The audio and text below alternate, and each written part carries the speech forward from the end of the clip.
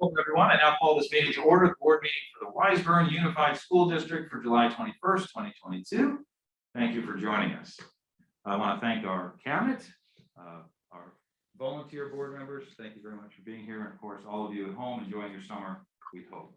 Tonight's our regularly scheduled board meeting. We will have one special presentation on facilities, funding opportunities, and status from our consultants at King Consulting, and our standard summer information and agenda. So may I have an adoption? I'd like to adopt the agenda. May I have a motion, please? So moved. All right. Thank you, Joanne. Thank you, Rebecca.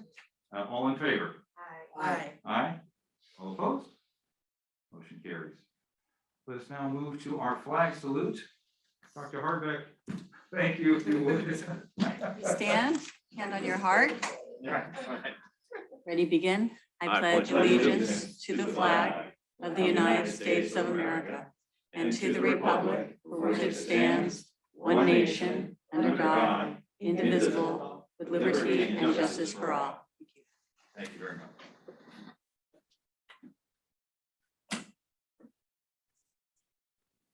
Before we continue on our agenda, we typically look to our share your thoughts, and we encourage you at home to share your thoughts with us. We'd like to hear your opinions, your ideas, your thoughts, and we did not have any share your thoughts, so there's nothing to share this week with everybody, but we will turn to public comments. Phil, do we have anybody who wishes to make a public comment? There is one comment, yes. Great. Let's bring him or her over. No one was raising their hand up. Do we need someone to raise their hand? Bear with us, guys. We'll get it to you.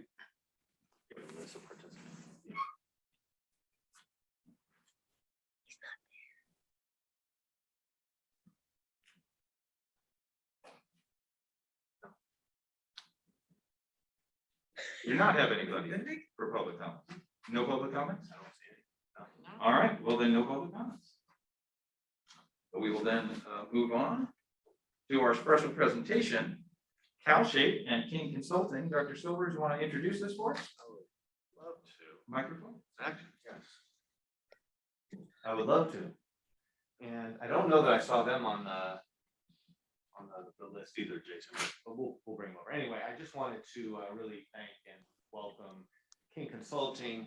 April Thompson and Jamie King Eisman are with us today. I hope they'll be presenting today. Just the work, you know, we've had a chance to work with King Consulting on various state-funded programs, and they're just great partners. So really happy you guys are together today in the same room. Well, thank you very much for being here, and take it away. Well, it's a pleasure to be here, Superintendent Silvers, President Goldman. We are happy to be back again. I know you've seen April quite a bit lately. I'm back, and it's so nice to be, for her and I at least, to be in person, and we're hoping to get down there and be in person at a future meeting.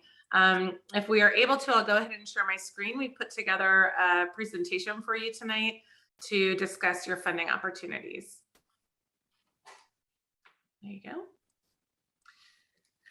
So we've been here before, and our firm has actually been working with your district since 2004, circa 2004. We partnered with a firm previously prior to 2012, Jack Schrader and Associates, and have been working for you as King Consulting since that time. And we'll go through the history of our relationship with the district as we move through the presentation. But we have seen you through unification and the giant charter school facility program application and all of your other school facility program applications. So we've been partnering with you for quite some time, and we're grateful to still have the opportunity to do so. So tonight we're going to talk to you a little bit. If you just press the arrow button, I think everybody knows who we are, but if not, we're a small school facility consulting firm based in Sacramento. I'm the president and CEO. These are the team members here. We only have 6. So these are 4 of the 6 that work on your projects. We are all experts individually in our own fields that we work in.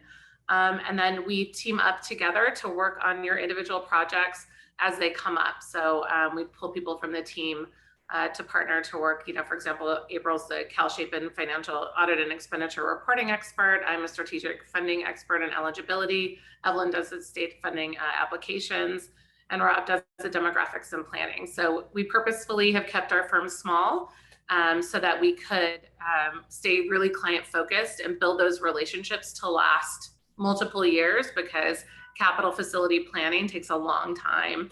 And so it's important to just, have those relationships so that we can maximize all your opportunities. So that's a little bit about us. So I put the new in parentheses here because some of these fundings for facilities have been here for a long time, right? Your local funding, your LCFF, your MDM, RMA, developer fees, general obligation bonds, you pass some, COPs, et cetera. Your federal funding opportunities are always there for you. The FEMA in the event of a disaster. More recently, the COVID relief funding has, people have been using their ESSER's money for all kinds of things. If you ever have questions about what qualifies for ESSER funding, we work directly in close relationship with all the state agencies, especially the person who approves the ESSER funding expenditures. So feel free to use us as a resource for that. But tonight we're here specifically to talk to you about some new funding opportunities at the state through the California Energy Commission. That's April's specialty. She's going to be talking to you about that tonight. And then I'm going to be talking to you a little bit more about the state school facility program, which has existed since 1998. And I have your history of participation here for you tonight. But most recently, we love a good surplus.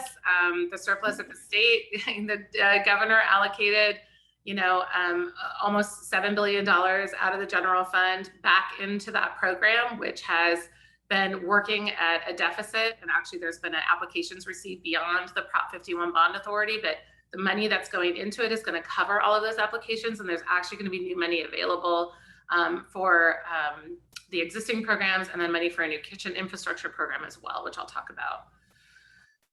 So what is the state school facility program? Just a brief overview. It is how the state takes either general fund money or bond money and distributes it out to districts.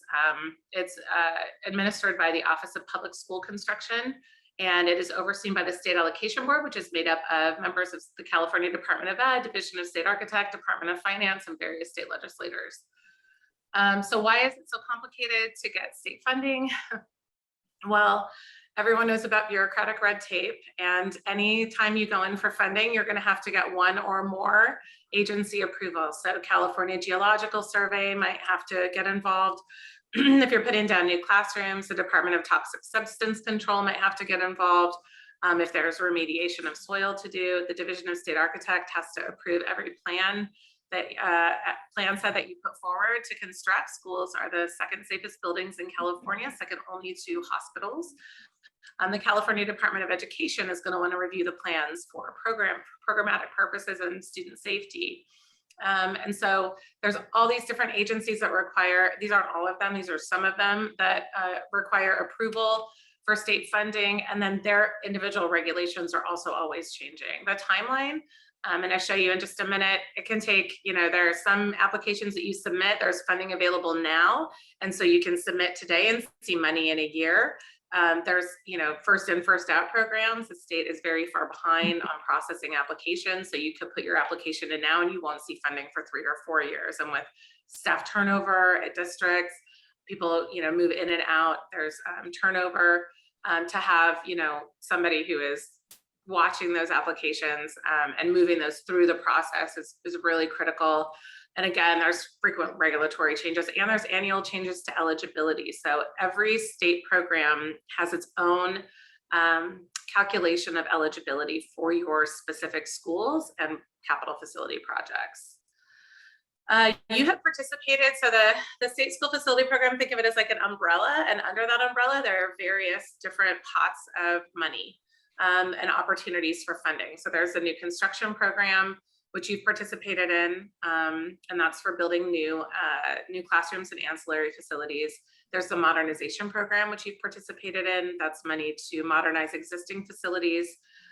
There's minimum essential facilities, also for ancillary facilities, seismic mitigation and facility hardship. And I'm just running through these quickly in the essence of time. Like I said, we've been here before. I don't want to belabor all these really unique programs.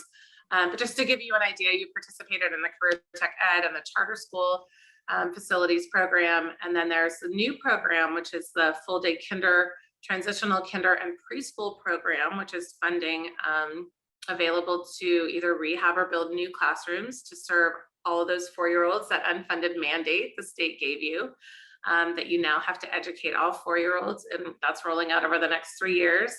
Part of the governor's budget put another $650 million into that facility program for funding, in addition to the $500 million that was put into it initially. So, you know, we will be working closely with district staff to identify opportunities for that program. The kitchen infrastructure is a new program that allocates about $600,000. Do you want to give a brief overview of that We have a program? slide for that. We don't.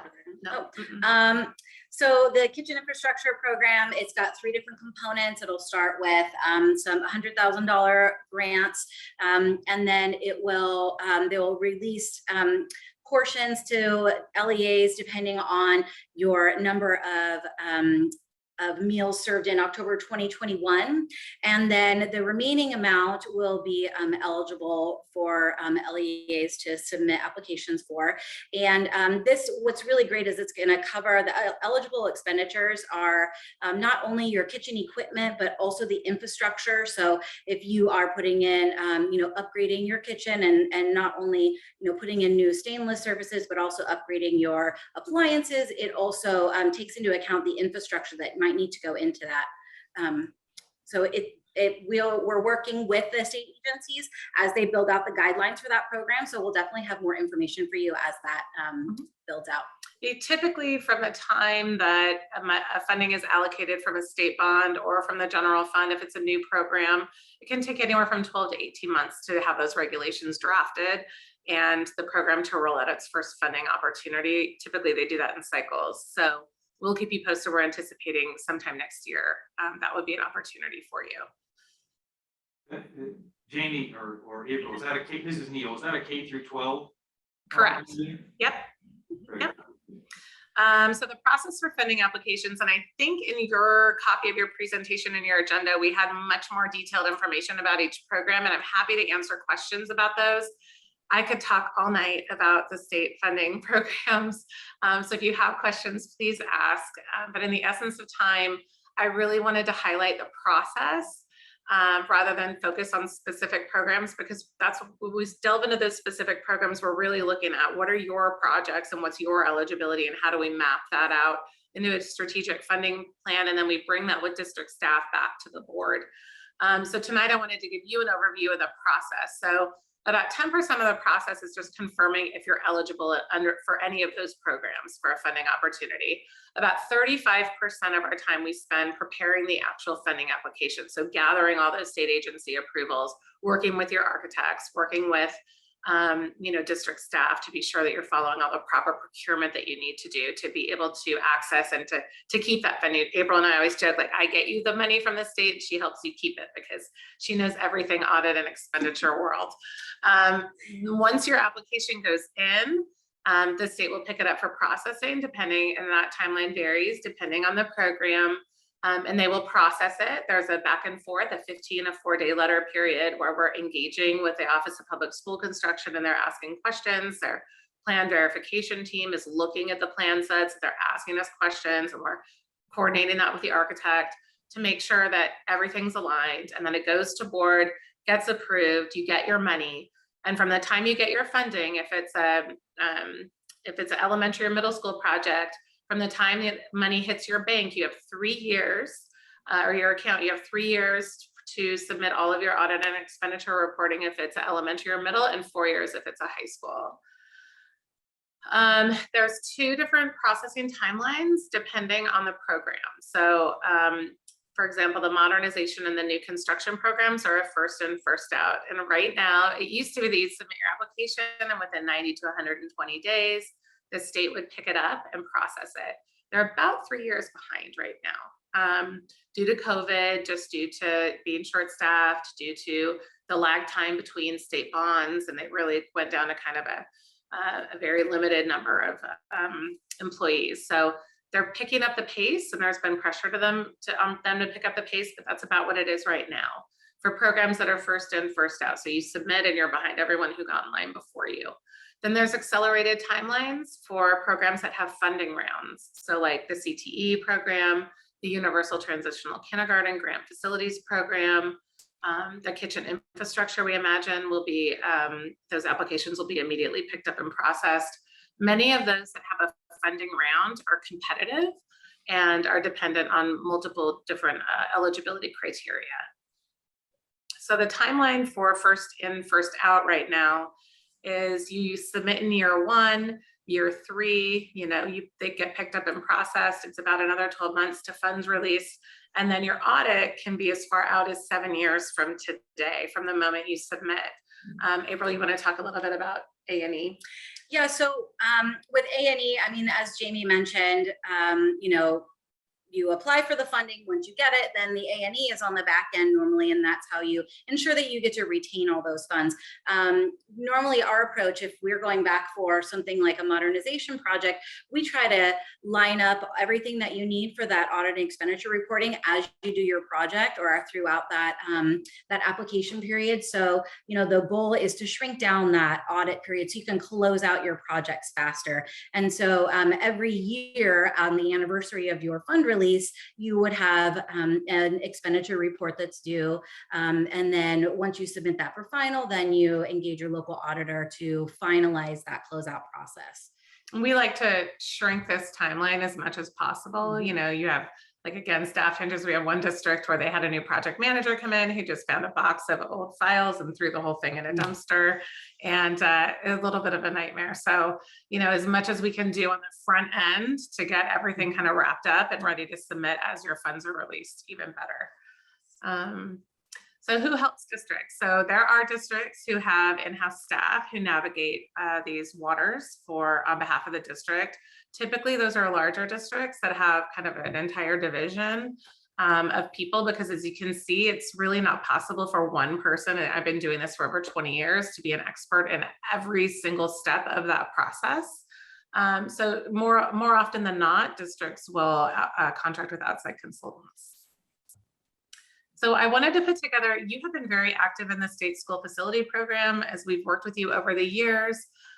This does not include the charter school funding for Da Vinci, which was a little over 52 million. I think it was one of the largest charter school facility program applications that was ever funded.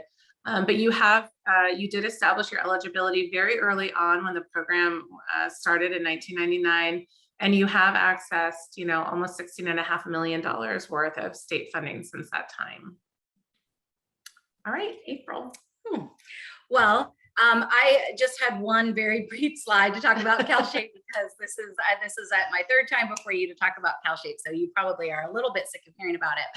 But for anyone who's not, CalShape is the California Schools Healthy Air Plumbing and Efficiency Program. It's administered by the California Energy Commission and funded by California's investor-owned utilities. Currently, Wiseburn has had an application accepted for maintenance, assessment and maintenance pathway in the amount of $80,887 and 37 cents. And what's great is that as of this week, the CEC has started talks. I met with them yesterday about building out the next component of this program, which would be to fund upgrades and replacements. So, there's a potential. I'm working with the staff at Wiseburn to work through the process of getting the assessment and maintenance work done to satisfy the requirements of this award, and hopefully we'll come out with a report by the end of that process that will be submitted to the CEC. And then once they fully build out that the rest of this program by the middle of next year, then we could potentially leverage the findings from that assessment report and request additional funds in order to replace the aging mechanical units that are at Juan Dianza Elementary. And as of August 2nd, funding round 3 will open, and that is open to every school in the state. So I'm currently working with the staff also to gather the last remaining data points so that we can submit the rest of the sites for funding as well. So I guess in closing, and we're happy to answer any questions that you have, I would just say that. Can you just go back? I'm sorry, I don't mean to interrupt. Can you just go back to that last slide? I just have a quick question for April. Is it, so basically, the way I understood it then is that this next phase where we can do some mechanical unit replacement, you mentioned next year, so we're looking at maybe, are we looking at fiscal year 22-23 or 23-24? I believe it will be fiscal year 22-23 potentially. We are, like I said, they're in the very early stages of building out that last component of the CalShape program. So round 3 is, so the first 2 funding rounds have been what they've called priority funding rounds, and they're specifically for schools that are located in underserved communities as the qualifications, defined by the CEC. So for Wiseburn, the only school that's been eligible to date for CalShape at all, it has been Juan Dianza. So as of August 2nd, CEC is opening up the CalShape program to everyone in the state, so it's no longer limited to the school sites that are just located in those underserved communities.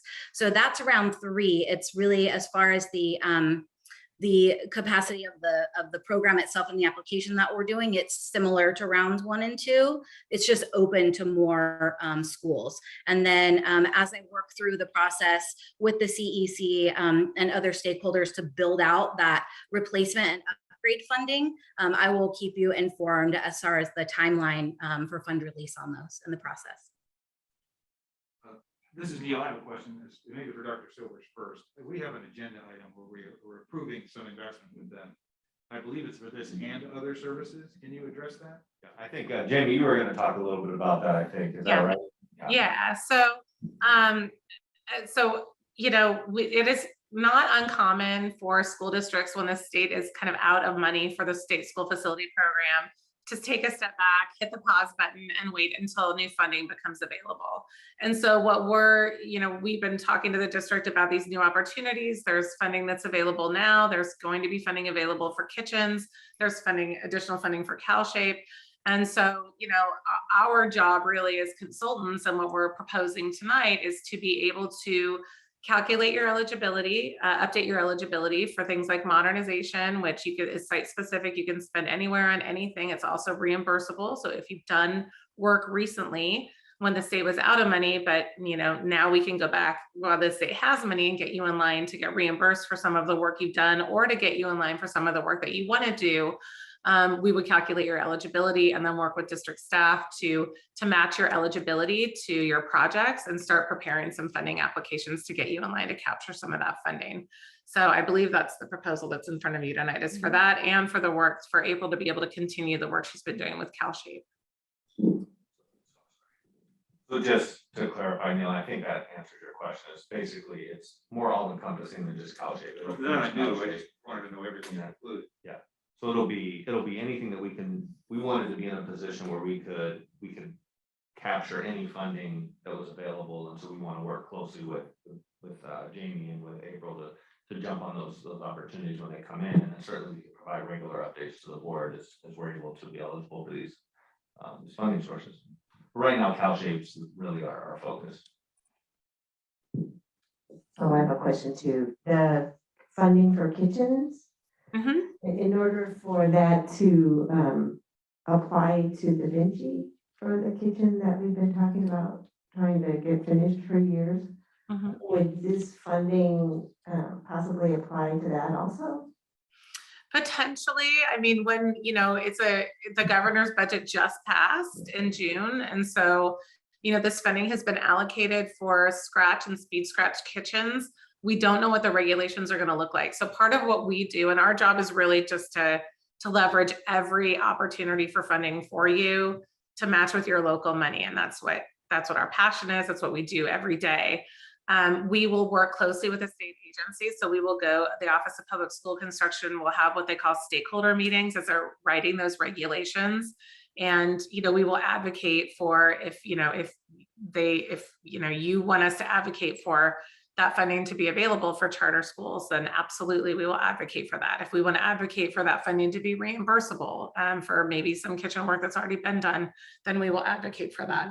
That's part of what we do, but we won't know until those regulations are beginning to be written. And again, if you were to bring us on board, we would come back regularly to you and update you as to how that process is moving forward. Great, thanks. Okay. Jamie, one last thing. This is Neil again. First of all, thank you. You guys have been obviously great partners to us. 16.5 million is incredibly appreciated. Over the years, we have had conversations where, and we know you are pursuing things on our behalf. Quite candidly for us, with so many things that come before us, it's hard for us to remember what's happening, which ones you're working on, where we are. I believe this would be a great service, not only for us, but to all of other clients, that if you gave us a periodic update, maybe even a spreadsheet of the things that you are pursuing and where we are in the process. Did this die? Is it in approval, where we are? I know that would be something I would really appreciate, because then we can understand where we are. What was that thing we did again, Dr. Silver? We talked about this 8 months ago. Where is that? We would know. That would be a tremendous benefit to us that we would be very appreciative of. Absolutely. And I love that. So part of, we don't like to work in a vacuum. I mean, we love to visit our districts. We love to give regular updates to the board. And in the spirit of that, we recently developed what we call our district dashboards. And that's where that houses everything. That will house here, and it's a Google spreadsheet, and we share it, with whomever district staff wants us to share it with. It's basically here's all your funding applications, here's where they are in the process, here's when we anticipate you're going to get the money. It comes with a cash flow. We put in there your history of your funding as well as your eligibility for all the various programs. And And that's typically, it's a living document. We update it constantly as we get, if we're waiting in line for a CDE approval, once we get the California Department of Ed approval, we update your dashboard. It sends out a notification. So to your point, yes, given that it can take some time, it's really easy to, kind of forget where everything is, but that's why we created that tool. And I think it would be incredibly useful if we were brought on. We certainly would develop yours and share it with you right away. Terrific. What's a realistic timeline? To getting the dashboard. Up and running? Right. Oh, Within a week. within a week? Oh my, that'd be great. Yeah. Thank you very much. Appreciate it. Sure, absolutely. Go ahead, Roger. Question, Jamie, question for you. So part of your services is looking at Wiseburn's current eligibility for modernization and new construction. Is that correct? Correct.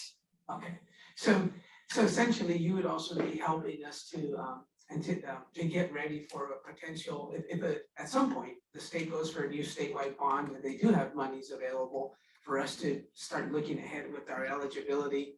And as we consider a local general obligation bond, because there's also a local match. I mean, the state monies don't come without strings, if you will, or a requirement for local matching funds, right? So your services would help us get ahead of that curve. Absolutely. I think, for me, what's really powerful is if you can go to your local community and say, hey, listen, we have leveraged, as much outside funding as we can through the SFP program or through CalShape, and we're doing our due diligence. We're collecting the highest developer fee we can. We're, looking at all these outside sources. And for every dollar you give us, we can turn it into 2, right? So that can really be helpful for districts if they want to go out for another bond, or if they want to demonstrate to their community that you're being good fiscal stewards of all the local dollars that you've been given. I mean, you've demonstrated that already with the participation you've had in the program already, and that you'll continue to do that going forward. And we help with, whatever presentation materials you need or kind of informational items. We have a communications consultant that we work with to help message that out to the community. So if it's something you were to consider, we would certainly welcome being part of the team to support that effort.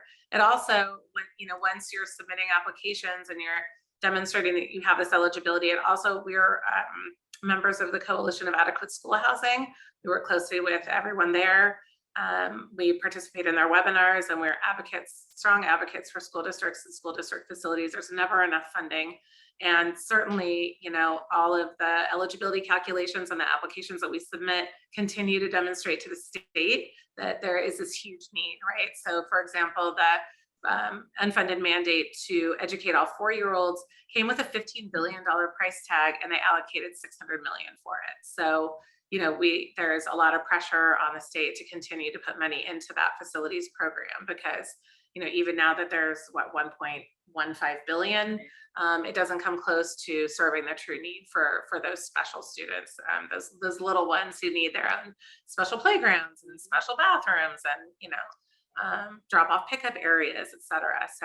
So yes, that all of that is part of what we do. Great, thank you. Sure. Well, we very much appreciate your presentation, your work on our behalf. Jamie, April, thank you very much. Thanks so much, everybody. We really appreciate it. Thank you for coming. Thank you. All right, we'll move now to district updates, 4.1, Wiseburn Unified Facilities. Dr. Silvers. Sure, just a couple updates. Just a couple quick updates here. I do want to share that the Aquatic Center is moving in the right direction in terms of repair. We actually received information today, so I guess yesterday, previously this week, so I'm not going to throw days. So this week, there's been a sort of dismantling of the old heaters, and then they're reconstructing them now. I believe the heat exchangers were operational today or put in today, and they'll be finishing that work up tomorrow, and then moving into early next week for further completion and testing. I believe they're going to do some pressure testing on those units when they're fixed. So, but the good news is the pool's been open. They didn't need to close it even for this work. Heat on the pool has been right around 80 degrees, 80 plus. It's actually very warm. So that's good news. So happy to see that work moving forward. So just wanted to give an update there. General facilities, I just wanted, it's kind of tied into Jamie and April's presentation, just as we're looking for other options. I know Jonathan has spent some time working around the district, looking at our HVAC units across the district so that we could start doing that. Just overview, just wanted to really thank the team that's out there now, Jonathan and our custodial crew, our maintenance crew. There's a lot of work going on during the summer as we look to beautify the campuses. Obviously, a year of students, on campus, a lot of people on campus, there's wear and tear. So we're trying to, bring that back and polish, if you will, and looking at ways that we can just bring that nice fresh look back to the schools as the kids come back, which seems like just a few weeks away. Time flies, right? So really happy about that work and really excited. I know Greg had a chance to walk with Jonathan around our facilities as well. Couple areas that we're looking at and just, I talked to Dr. Goldman about this, is the Del Air Field. So we are looking at some upgrade, some work there to help. Sorry, yeah, we need some work there. We need to do some work there. So again, talk to Jonathan about that as well. And we'll have a plan back to this board. We'll say by August 17th that we'll look to do some work there just to get it safe And clean. Correct. And that's it. That's it for me. All right. I want to thank you for your work on the pool. That was way out of scope in terms of what you were planning to do with a lot of your time over the last several months. And the fact that the city of El Segundo worked with us is good. It's unfortunate that they seem to lose lock on the commitments that they had made, as well as operational duties that were not performed. So I know that was a huge draw on your resources and probably on other district resources, and I really appreciate it because it seemed like it was totally unnecessary, and yet there it was, and it was hours worth of negotiation and communication. So thanks for that. Thank you. Indeed. Neil, I also just a quick question. Microphone. I think.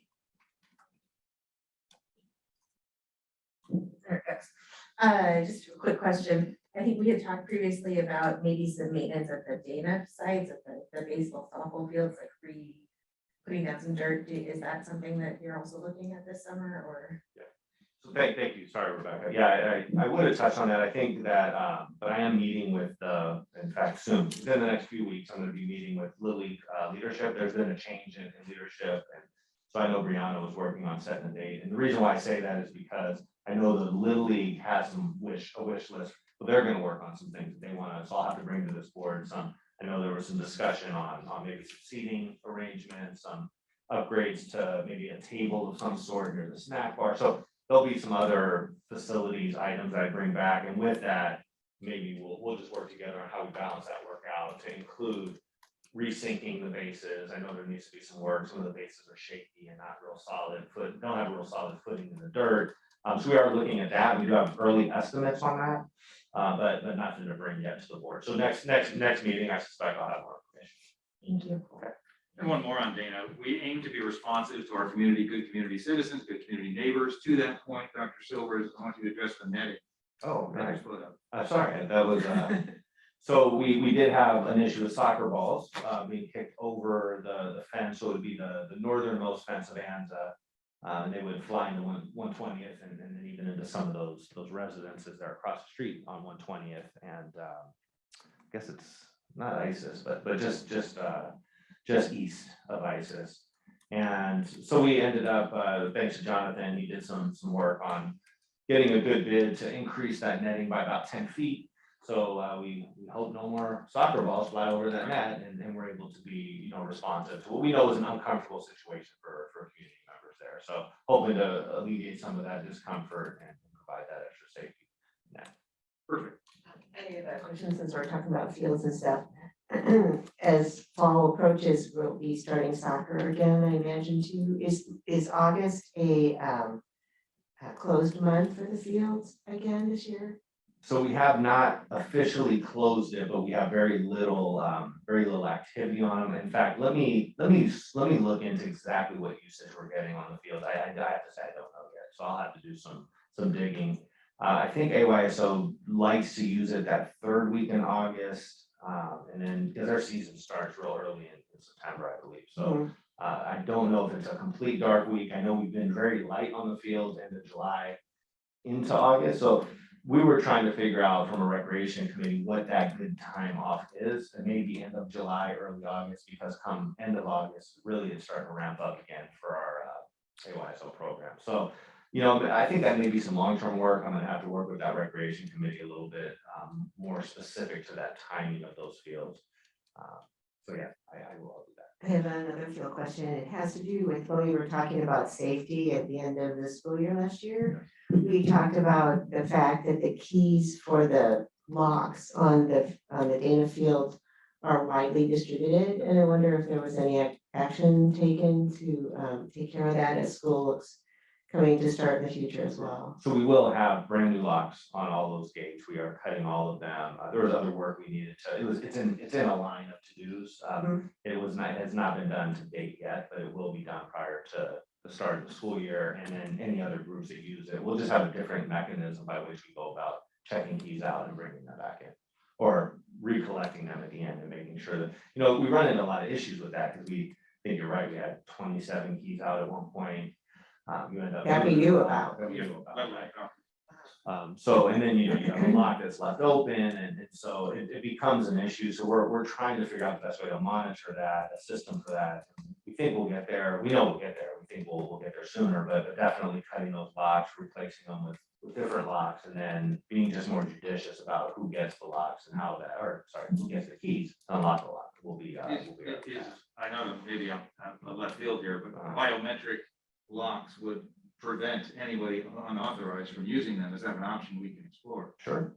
Yeah. I mean, I don't You have to know. register your thumbprint. Your thumbprint opens the lock. That's the only one to open the lock. Yeah, I think that would be probably a more long-term, a longer-term solution. I don't know that's something we can, start by September per se, but certainly we can cut the locks, put new locks on, and then look at other options. I know part of, the facilities master plan and early in discussions we've had of late, I actually had started a conversation with Dave Klug. I don't know if you remember, he did our safety audit back 3 years ago. Was how do we look at controlled entry systems for our school front offices, our classrooms, gates, things like that, so that actually the entries are more controlled. And when I say controlled, it actually has a connection to it's web-based, so it's network-based, where we could be sitting here and lock classrooms just from afar. Obviously, you have to have login. So it may be something as we start looking at our longer-term facilities needs. I know Roger, actually, we talked about this as well, Roger, about the Salto system, and maybe there's some options. Yeah. Not only for our classrooms, but our fields. Gates. Yeah. Fields, things like that, yeah. Yeah. Office space. So maybe let's look to the presentation on that in upcoming board meetings. We'll talk about that in our agenda plan. Sure. Thank you. All right, let's move on to information from the board. Rebecca, why don't we start with you, if we could? I don't have much to say, but I hope everyone's enjoying their summer, and I'm just back myself from vacation, so re-engaging is my update right now. Welcome back from Europe. Thank you. Thank Mr. you. Manuel. Yes, as a part of my comments, I'd like to recognize that in attendance, we have Mr. Nilo Michelin. So Nilo, welcome to the Wiseburn Unified School District Board meeting. Nilo is a trustee at El Camino College. So they are our partner in education as Wiseburn is a feeder to El Camino. So we're grateful for your attendance here today. And if we may, I'd like to invite you to say just a few words if you like and address the board.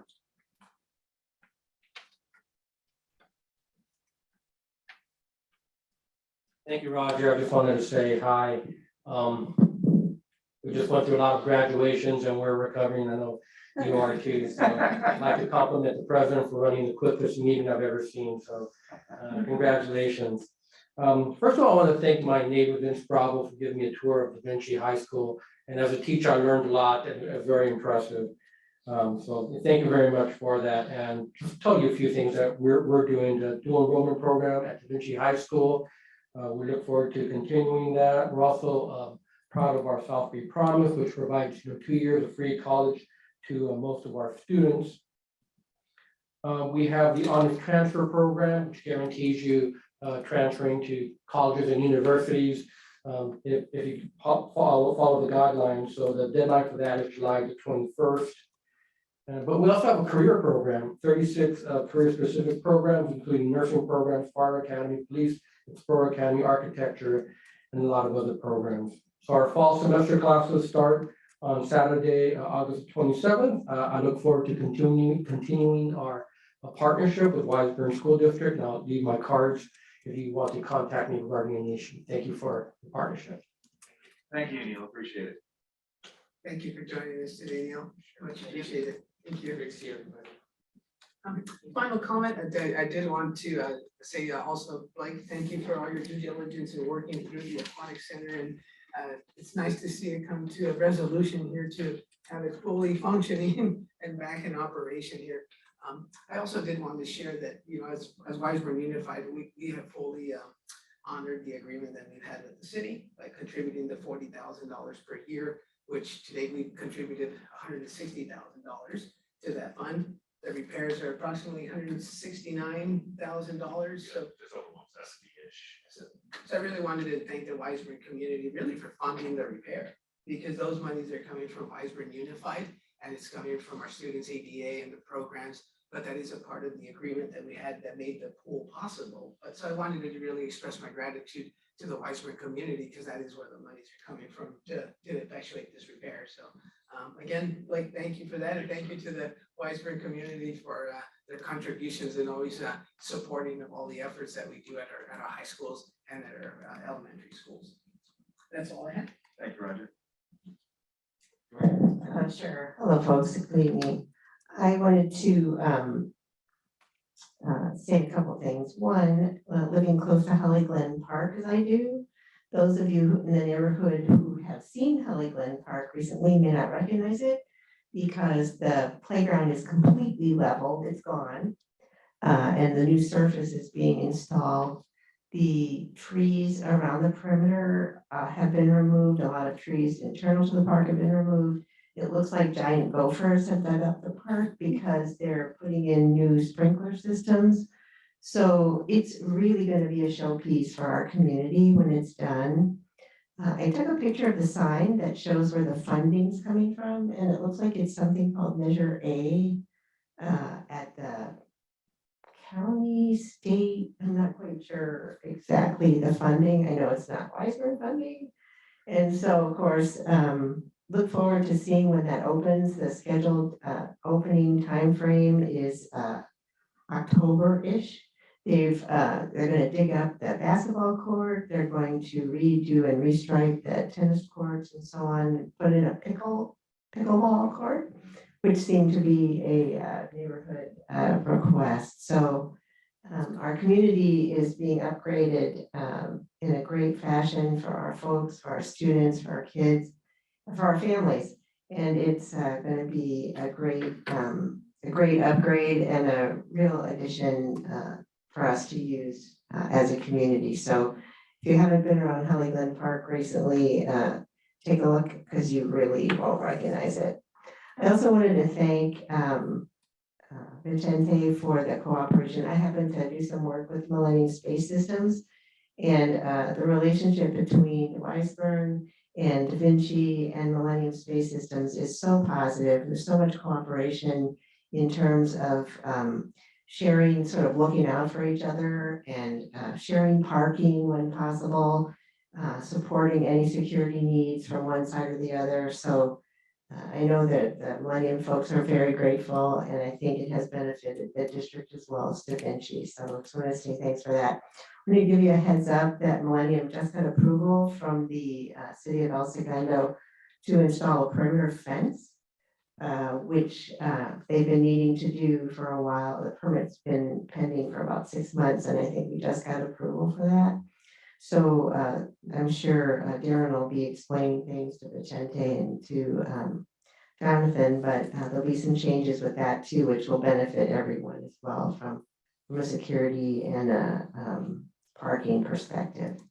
So good fences make good neighbors. I think that's an expression, and I think in this case it will probably be true. So also, in relation to school things, we've been working on budgets and general upgrades to the classrooms and just general schedule and so forth things. So getting ready for the new year. So this board and this group of folks never actually rests, because even though students aren't in the classroom, there's a tremendous amount of planning that needs to be done for when they do return. So thanks to all for that, and looking forward to seeing you. We have some schedules to approve and so on that look really easy when you see one page of information. It looks like, well, how hard was this? Well, I'm sure there's a lot of hours put into that. So thanks in advance for all the work going on behind the scenes to keep our schools ready as we go forward. So that's all. Thank you. Thank you, Joanne. This is a time in the summer where hopefully everybody is enjoying their summer. Hopefully they're getting some time away. And again, I wanted to, as Joanne said, to thank the cabinet, the staff for the beautification. This is a time for beautification, for renewal, for planning for the new year, and all the effort that's going into that. We are continuing to work on that, and thank you all for the hard work you're doing on the cabinet and staff levels. Thank you very much. At this point, we will move to the cabinet and our Assistant Superintendent of Human Resources, Dr. Dugal.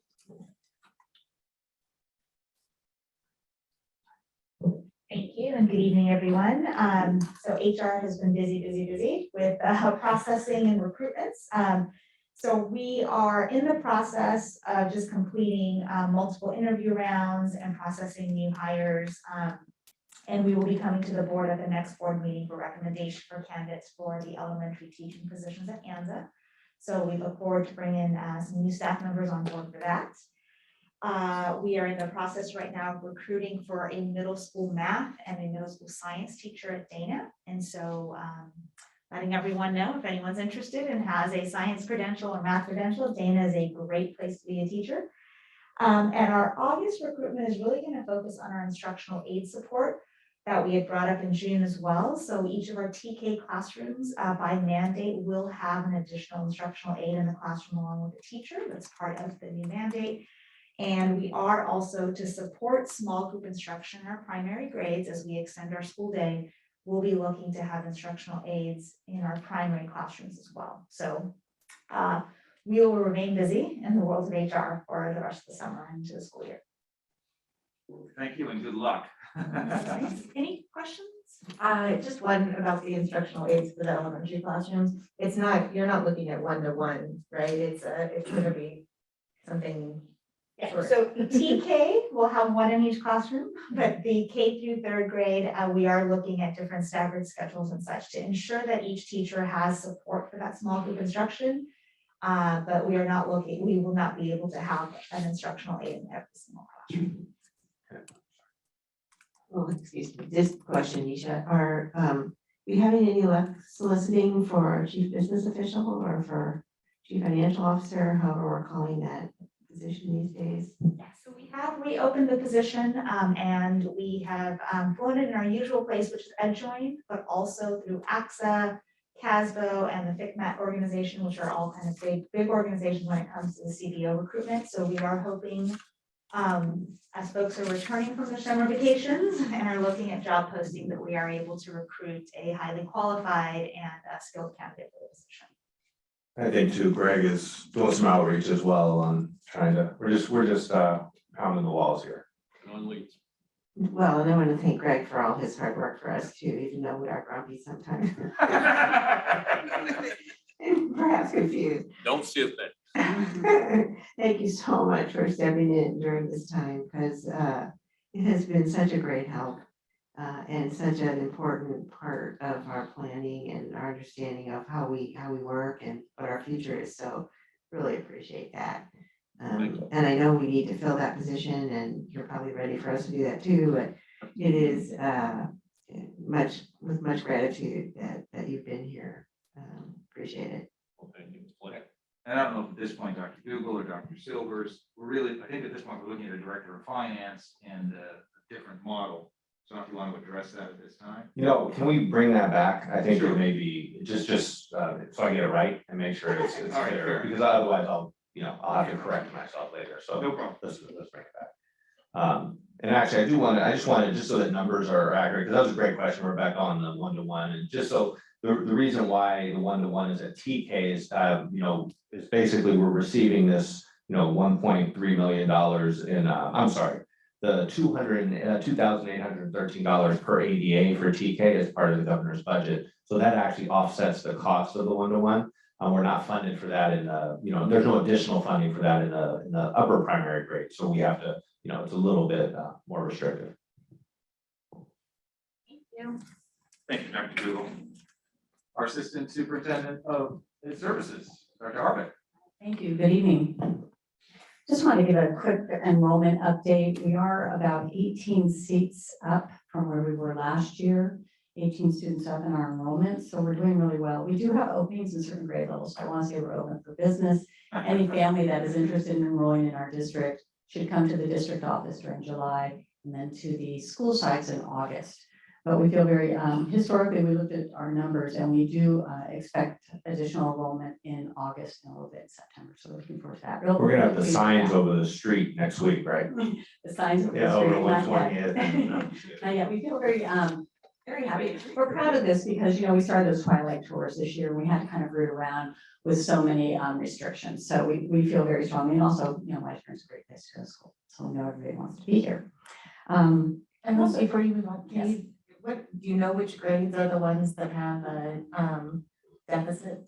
Yes. Or that We do have have- opening, not deficit, but opening? Yeah, we do have some openings in kinder, just a couple in TK, and we expect some changes there, of course, because we've opened the few months more on the birth date. We also have some openings in second grade and sixth, and those are traditionally where we do have openings. Is it 6 and kinder our biggest? Kinder Like, and six are our biggest, and then depending on the school, we have a couple in fourth grade, just here and there. So many years ago, some like fellow board members may remember, we did a right sizing, target sizing for our district.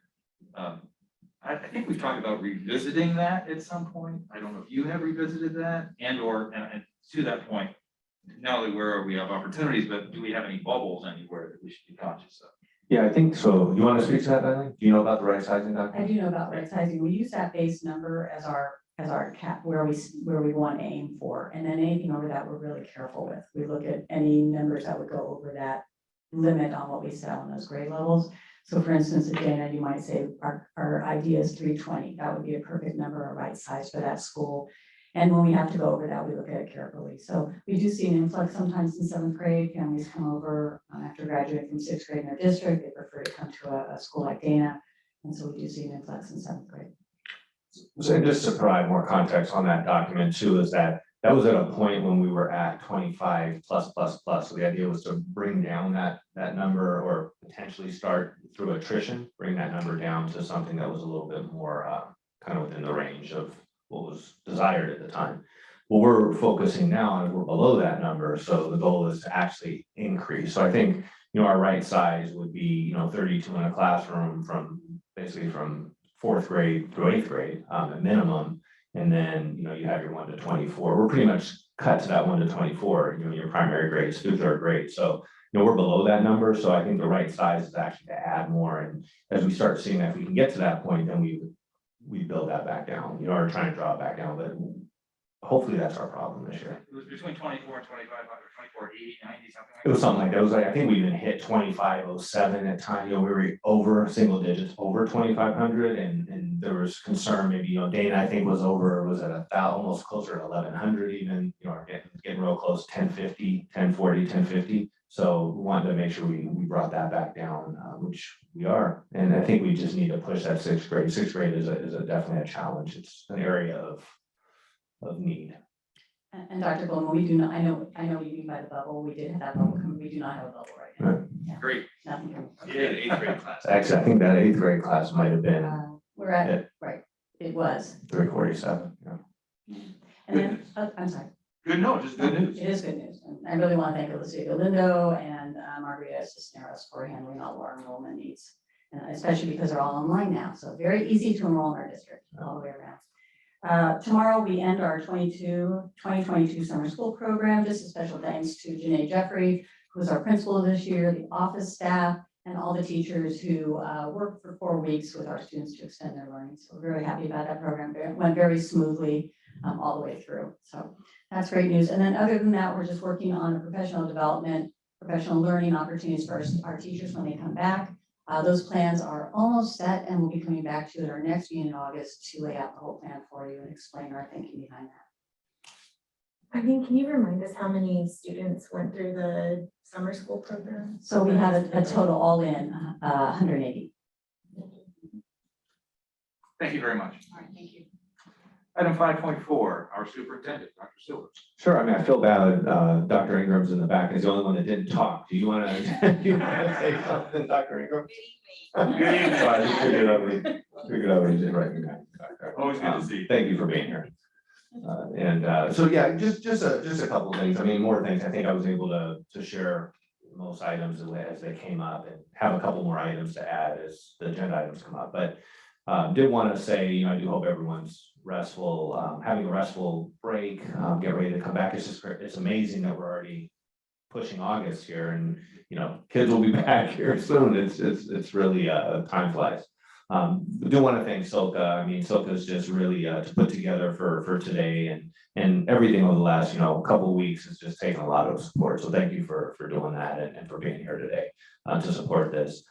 Do concur with the board, in terms of, I have to say the amount of time that's gone into looking at the budget, dissecting the budget, rebuilding the budget, making sure that the numbers added up, and probably confusing people to some degree across the board. Just has been quite a task. So thank you, Greg, for helping spearhead that process and allowing us to probably frustrate you at times and ask too many questions at times, but really appreciate it. I do think at the end of the day that we all are in a better place now because of it, and the work has paid off. So thank you for that.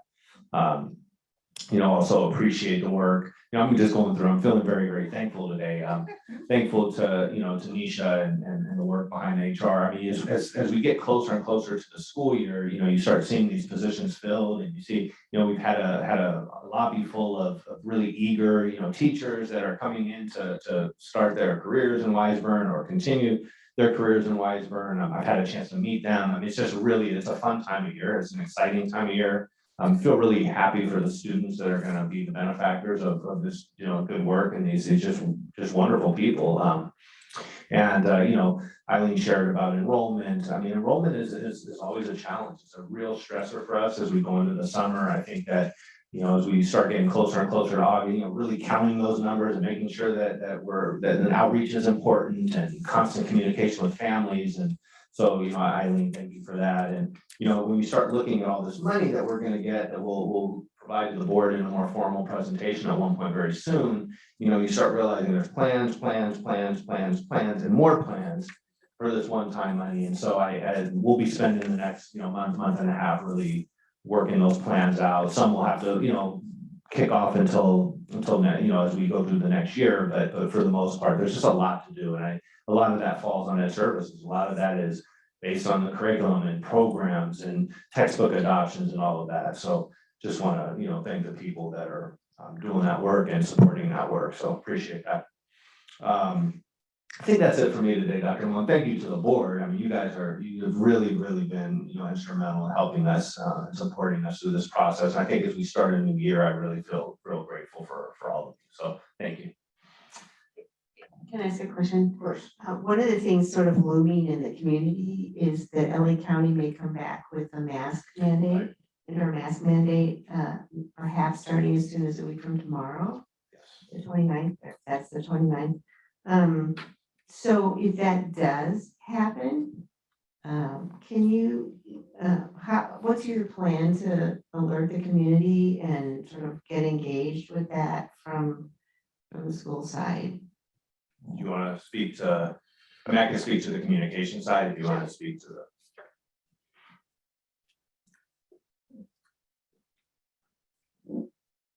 So we did have a call with the Department of Public Health this morning, and they are anticipating, just so everyone knows, on July 29th, an indoor mask mandate. We're not gonna hide from it, but that is what's anticipated. Sticking to what we've done in Wiseburn with all of our COVID protocols is that we are required to follow the DPH guidelines, and we will be following the DPH guidelines. I did do a supply inventory of our masks, so we do have enough masks for students and adults, when we need to come back, if the mask mandate is still in order. A couple of things that Dr. Furter let us know is that the indoor mask mandate might go in and out the whole year, right? It's gonna always be strongly recommended, but based on the numbers, and it's not an arbitrary number, they are following the California state guidelines, and when we hit a certain threshold, the mandate goes into effect. In terms of communication, we are working with our communications person, Eric Porter, in getting information out to parents. We appreciate the community's kind of patience and understanding because it is an ever changing metric in terms of once we get out of the high threshold, then we go back to masks being highly recommended or strongly recommended and no longer required. So we will have the communication pieces ready to go. We wanted to make sure on our end that we had equipment ready, supplies ready, and that when the principals come back the second week of August, we will be meeting with them to come out, the rollout plan of what it's gonna look like at each site in terms of the masking piece. Does anybody need a COVID test? No. I have lots of them too. We always gonna say, we have stores of COVID tests, which is a good thing, right? It's good that we have. Thank you. Yeah, I mean, Nisha's really, really headed that part of the process so that we can gather those things. And then also we have a partnership now with another organization, a nonprofit that will give us unlimited tests for the kids, right? As many as I asked for. Yeah. Haluna Healthcare is who we're partnering with in terms of getting over-the-counter rapid antigen tests. So one of the many changes that have happened is a PCR test or a laboratory confirmed test is no longer kind of the gold seal or necessary. The over-the-counter tests are now becoming the thing or the way to test. And so we have been stocking up every time I get an email from DPH or from the department, LACO or from now Haluna, I fill it out. So we keep getting over-the-counter tests. How we're going to use those tests is number one, first and foremost, is always going to be for response testing. And so if someone's been exposed, if someone's showing symptoms, we will get consent and test those that we can test immediately. We will also be sending test kits home per DPH's recommendations, say for a long weekend or for us right before school starts. And then obviously as required to also do, also give out tests. And so we're stockpiling them as Blake said, you can find them in my office, you can find them in the HR conference room.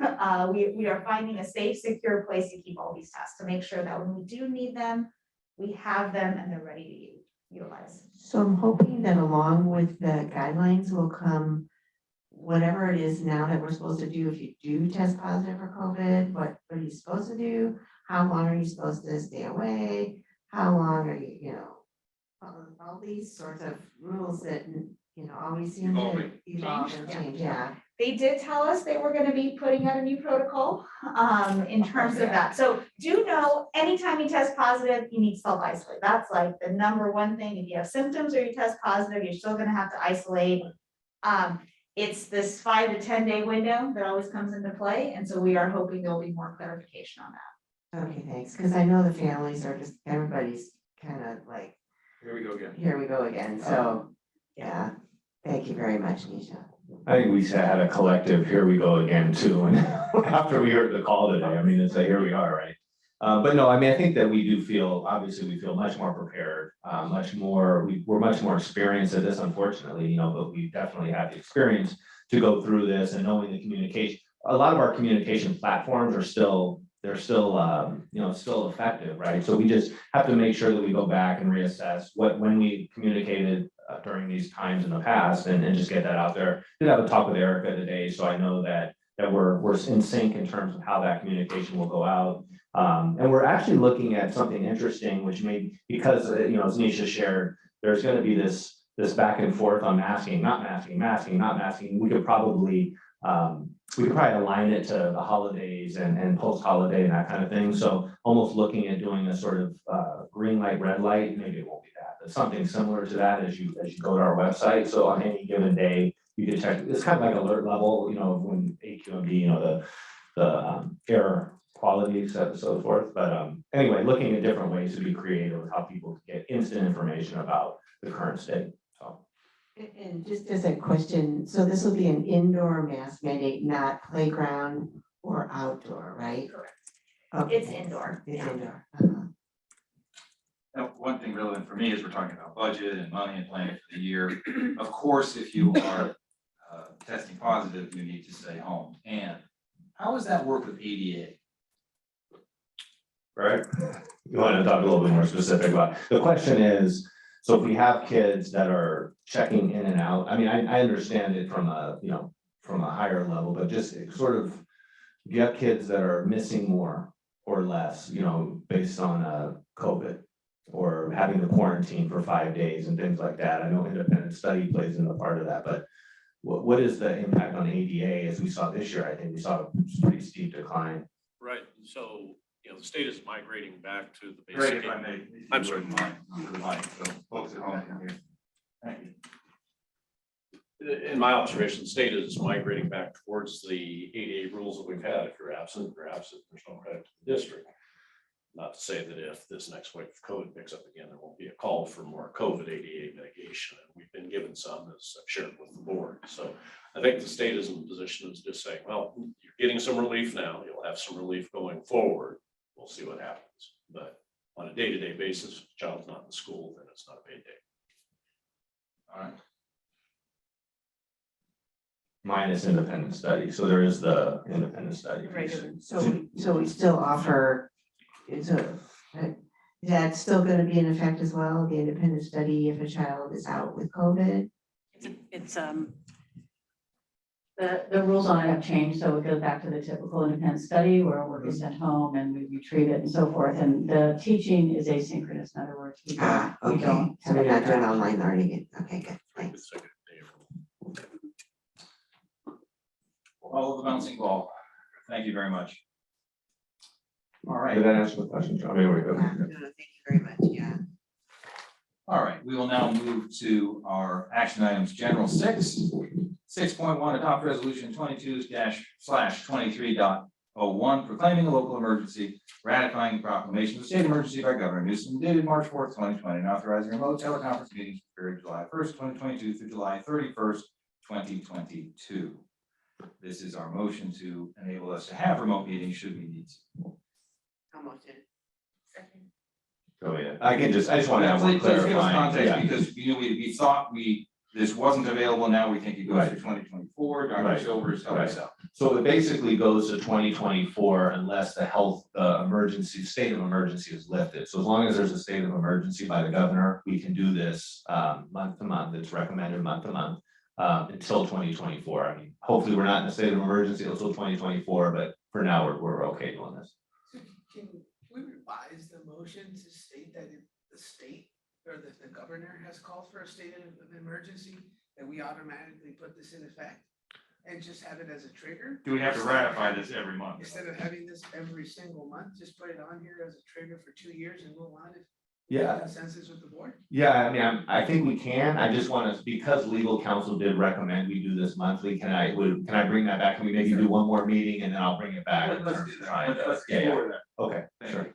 Yeah, this is so silly. Do you need a motion, however? We have a first and a second. Oh, we did. Thank you very much. All in favor? Aye. Aye. Motion carries. 6.2 and 6.3 both address our new schedule, so I thought we could take those together. We have a motion. Thanks, Joanne. Second. Thank you, Roger. Dr. Silvers, can you take us through 6.2? And I don't know if that is Dr. Harbeck. That'll be Dr. Harbeck, yeah, you can do that, and I could jump into, so I could just share quickly leading into that, Eileen, that the resolution is a resolution that's part of, in order to offer extended day kindergarten, the board has to make a resolution that the kindergarten schedule, although it's a full day, will not be more than any of the other primary grades. So you can't have kindergartners in school longer than a first grader or a second grader. It's probably an old rule, but we have to declare that. So this is the board's declaration that it will not extend beyond the first and second graders. Which is exactly what we're planning to do anyway. We're simply validating and doing the perfunctory to stay in line. Exactly. Dr. Harbeck? So if you want to go ahead and open that. Go. And so we're just gonna, no, that's the wrong one. Sorry, just the one that was attached to the item on the. That was a sneak preview. That was, there we are. So we're using a very similar schedule we brought to you before. We have early breakfast for our TK and K there at the top, starting at 8 o'clock. And then 1 through 5, 8 to 8:20. School starts on on our full day. We've got 123 days of full day schedules, starting at 8:45 for our TK and K and 8:30 for our 1 through 5. And we all dismiss staggered there from 2 and 3 o'clock. And then minimum days, there's just 6 of those, usually to start school. You'll find maybe one before Christmas holiday or winter holiday. Same idea, starting in the morning, same start time, but we dismiss earlier. So TKK at 11:30 and first and fifth at 12. And then we have our teacher prep after that. That happens also on those days. And then if you just roll down, we have our short day schedule. There's a lot of these, 51 in the elementary schools. That's because of the Wednesdays. So we have breakfast again and TK staggered start 8:45 with first and fifth at 8:30. School dismisses at 12:45 for our TKK and first through fifth at 1:45. Teachers have prep from 1:45 until 3, and then we have our staff meeting time. But at the bottom, this is where I really want to call your attention. The state does require there in the first column a certain amount of minimum minutes. These are your minimums, 36,000 for TKK.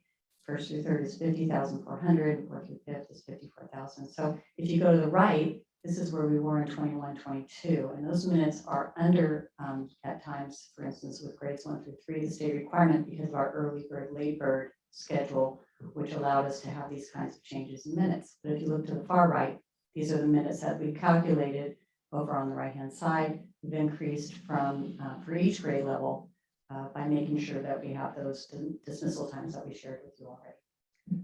Can I point out one thing as well, is that under the 4th and 5th grades, state required minutes, you see the 54,000.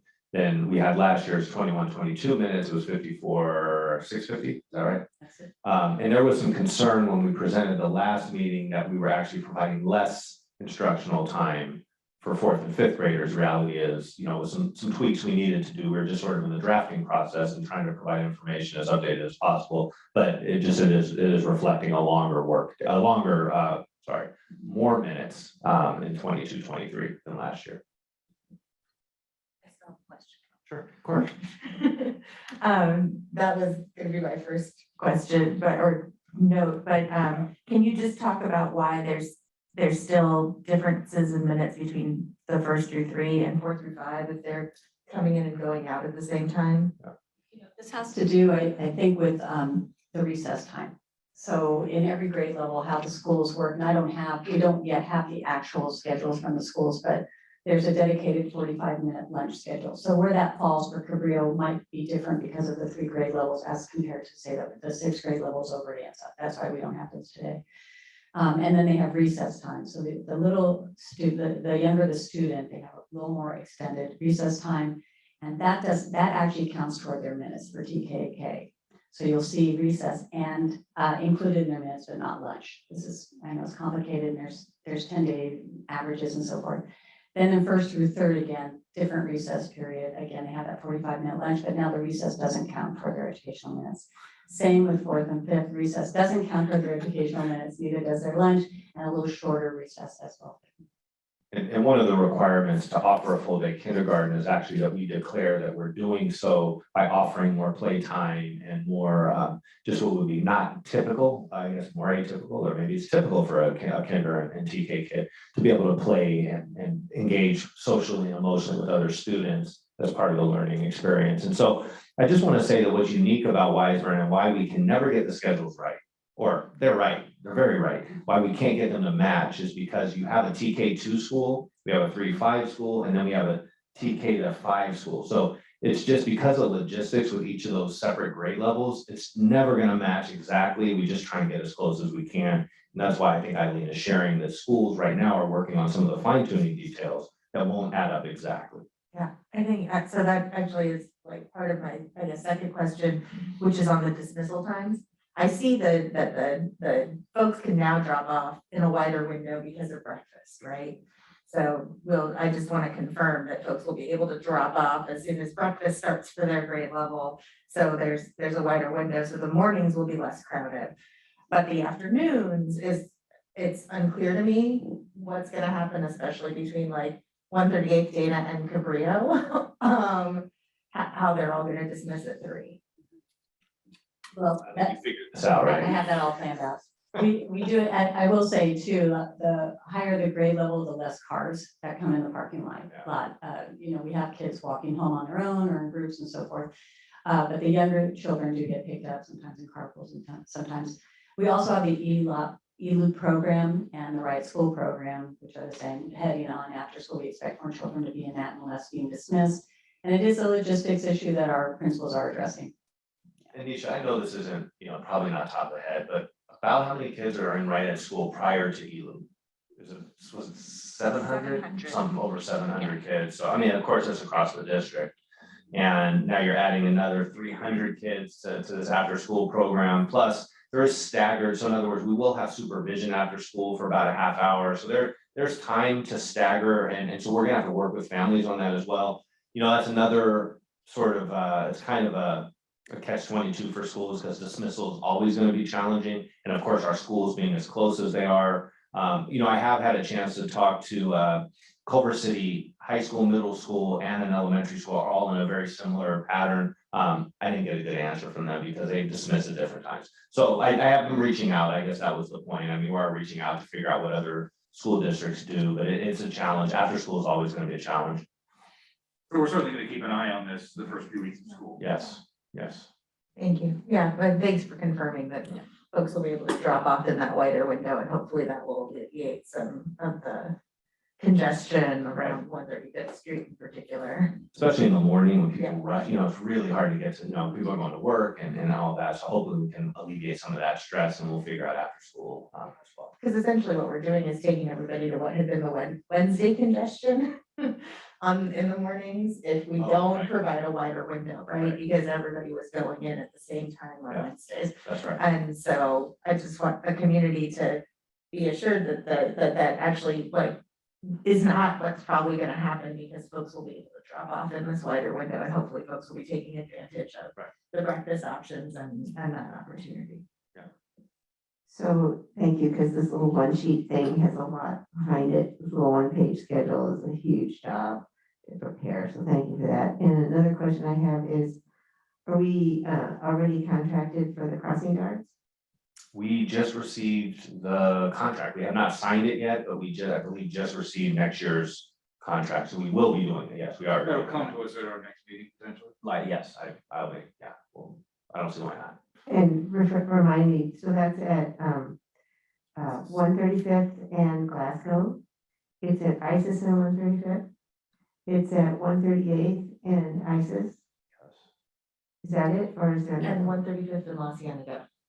Oh, yes, Right. sir. Okay, of course. So Okay. 135th and La Cienega, and then it's right in front of Anza, and I'm gonna mess this crossing area there, that street, but so those two are actually funded by the county. We only fund the 3 that are directly in the city of Hawthorne, essentially. Yeah, so it would be the 3 that you shared, Joanna. Because those crossing guards are mandatory. They are so helpful, and it's amazing that people actually pay attention, because they do. Yeah. Absolutely. Totally agree. We know it's a big value. That actually is also, and I know we're gonna bring to the board a plan, or we'll illustrate the plan for CL, for Measure CL funding. And we also will bring that to the oversight committee that we have for CL as well. But just to share that safety is one of the items that's on their music, arts, safety and fitness. And so safety, we do pay for the crossing guards out of Measure CL. So the crossing guards have a plan, right? So if somebody's not gonna show up, they have a plan where they send a substitute or something. I don't remember our contract. They do, and sometimes they don't. Right. So we end up having, there's a few times a year. I mean, I think this year we may have had five days that we had to do some. And more often than not, they'd actually send someone who was just late, which doesn't help obviously with the rush in the morning, but then we knew at least that person was gonna be there covered for the afternoon, or the dismissal. So yes, they're supposed to have a plan, and we generally have to follow up a few times a year. Okay, thanks.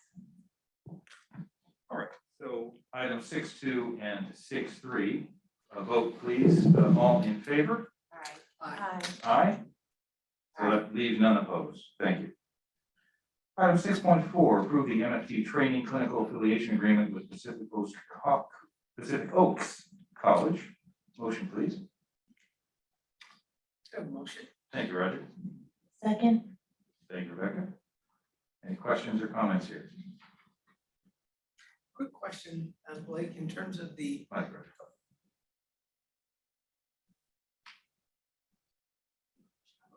okay, quick question, in terms of the description, so this program, it refers to clinical. Is that just a term that they use for the training program, or is it really more for like nurses, aides and things like that? What is the, I guess. It's clinical was the term, you asked about the Right. term clinical, so Monique, I'll probably defer to you, but my understanding is clinical is actually therapy, it's one-on-one clinical therapy, not an academic counselor, but you're actually undergoing that. Oh. So you wanna- Is that what that is? Monique will probably do a better job. To add some context Yeah. here. She's a clinician. So this is just for. Push the, Alright, you're on. there we go. This is referring to the interns who help support the one-on-one services that we provide for our tier 3 students. So Julie Walker, our elementary mental health clinician, supervises a group of interns. We are starting a partnership with Pacific Oaks College that she initiated. And so this is the MOU just to bring on more interns from a new school. Got it. Okay, great, thank you. But clinical, that's what that means, right? The idea, the difference between, what is the distinction of clinical, I guess, I think. Sure, so we have 3 different types of interns. We have PPS interns who they're in a master's program to earn their school counseling credential. And that's a different type of service that they're able to provide compared to an MFT student. So someone who's in a master's program to earn their clinical degree or clinical license in marriage and family therapy. And then we have our Pepperdine students who are in a doctoral program to earn their doctorate in psychology. So those are the 3 differences. So essentially, the umbrella is that these interns provide a service for us so that we're able to provide more direct services to students.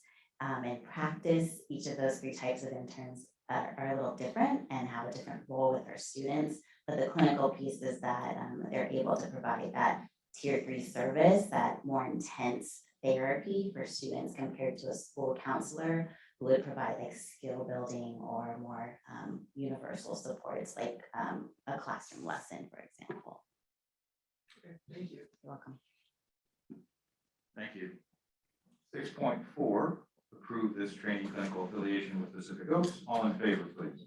Aye. Aye. None opposed. 6.5 is to ratify the agreement with Righted School. The three items here with Righted School. The 6.5 stands kind of alone, so I think we'll do that one independently. We can have a motion for 6.5. So moved. Thank you. Second. Thank you very much. And Dr. Silvers, I'm going to turn to you to clarify these a little bit on each case because there's some clarification. So 6.5 is a ratification. This was a service that we used to provide supervision at Anza School. This particular one, I believe, just Anza. And that was basically we didn't have enough aides and couldn't hire enough aides to be able to provide supervision, lunch supervision, recess supervision, playground supervision essentially. And so basically the cost here would have been an operational cost, personnel cost in our budget, but we needed to fill these very hard to fill positions last year. And Right at School stepped in for a year just to fill that. Won't be needing that service next year. We'll actually be hiring staff. I mean, we're working on it, but the HR is busy, but we'll get to the point where we fill those positions and don't need this service. I know we had incredible challenges, as did every district. Yeah. In fact, employers in the past year hiring. Are we finding more success this year? Yes. We are. We are. Thumbs up. Oh, that's great to know.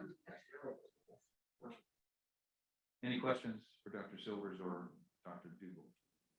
I had asked this question ahead of time, so I appreciate the information for the clarification with the dates in here. Thank you. All in favor of 6.5, ratify the agreement with Right at School. All in favor? Aye. Aye. No opposed. 6.6 and 6.7 are two sides of the same coin, so they again are with Right at School. We could have a motion for these, and again, Dr. Silvers will ask for your explanation and clarification. A motion, please. Oh, go ahead, Roger. I'll second. Thank you, Roger. Thank you, Joanne.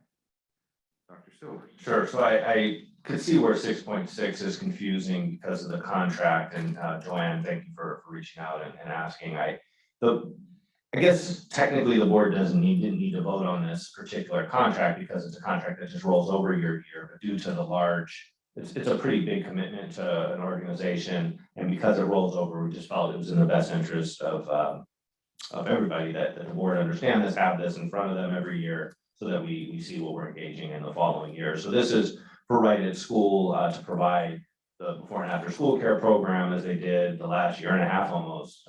Just been really good partners that we do provide. They do pay us 3% for leasing, and we do have about a 50+% penetration rate. So I mean, our families are really utilizing this service.